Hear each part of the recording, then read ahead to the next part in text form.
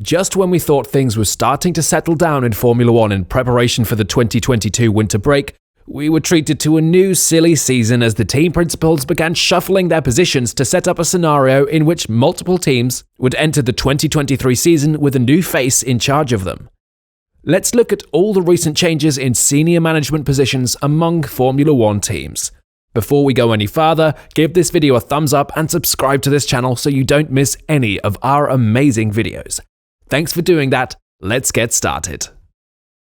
Formula One lived up to its reputation as a sport that is always on the move when, within the span of 24 hours, 4 teams announced changes to their team principals ahead of the 2023 season. In 2021, when Ferrari's group leadership initially decided they wanted to replace Mattia Binotto as team principal, they talked to several potential candidates. Some people were able to withstand the allure of Ferrari and were content to continue working on their current pursuits. One was extremely tempted to take up the Ferrari job. That person was Vasseur. When Audi reached an agreement with Sauber to make them their factory team for the 2026 Formula One season, Vasseur started seriously considering accepting Ferrari's offer. The Frenchman, who has experience running the Renault F1 team as well as a serious success while in charge of teams in junior formula, realized that while owner Finn Rausing supported him, Audi would probably want to put their stamp on the team when they eventually took control of it. According to the sources, Vasseur believed that there was still a possibility for him to remain in control in the short and medium term, but he was aware that this posed a risk in the long run. After giving himself some time to think about the proposition, he ultimately came to the conclusion that he should sign with Ferrari. He is a savvy businessman who is cognizant of his responsibilities that come along with running the club. Also, he has a proven track record which offers him the assurance that he can be a significant contributor to the team. Interestingly, Vasseur's title is team principal and general manager, a shift from Binotto's role as team principal and managing director. It is a small but important distinction and suggests Ferrari CEO Benedetto Vigna may well play a greater and more influential role in the F1 arm of the business.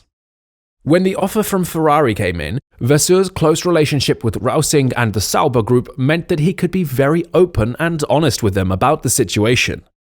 Despite the fact that Rausing wanted Vasseur to stay, he was aware that he could not prevent Vasseur from seizing such a significant opportunity. In addition to this, he was aware that Audi had certain ideas of their own. After Audi made the news that they would be returning, discussions began with Seidl over a possible return to the Volkswagen Group.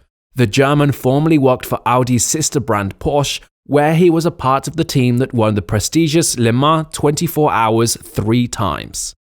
When Vasseur informed them of Ferrari's interest, those conversations with Seidl quickened and a deal was made to bring him in as the CEO of the Sauber Group. Given his track record of transforming McLaren, it was a shrewd move and one that was authorized by Audi. His first task is to find a team principal to report to him. René Rosin, the current leader of Prema in Formula 2 and Formula 3, is one of the names that has been mentioned in connection with that position. Rosin is well regarded and has an amazing track record in the world of motorsport. Andrea Stella has taken over as Seidl's replacement at McLaren. Stella joined the team in 2015 after following Fernando Alonso to McLaren from Ferrari.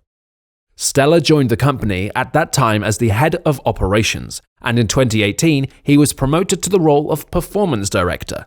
In 2019, he was promoted to the role of executive director. The Italian began his career with Ferrari in the year 2000 and has been responsible for the championship victories of 3 different drivers: Michael Schumacher, Kimi Räikkönen, and Fernando Alonso. According to rumors from reliable sources, McLaren's top pick was Stella. He is a well-liked member of the team and holds a great deal of respect both within the organization and among his peers on the paddock. It is to Seidl's credit that he can leave a revised structure that he implemented that can cope with such change, but also to Stella's credit that he's proved himself time and time again. McLaren should be in a good place to continue their ascent, provided Stella receives the help that Brown has a history of providing. Brown's track record of providing support has been consistent. Owners Doralton Capital tempted Capito out of retirement to head up the operation after acquiring the team from the Williams family in 2020. Capito set about rebuilding the team, and this included bringing in De Maison, with whom he worked at Volkswagen on the Rally project, to head up the technical side. The 2021 campaign was a step forward for Williams, with George Russell taking a podium as they ended up 8th in the Constructors' Championship. But this season they fell back to 10th and last, scoring just 8 points. Earlier this week, Williams announced Capito and De Maison's departure, adding that they will confirm their replacements in due course. In your opinion, which team principals made the smartest decision? Let us know in the comment section below.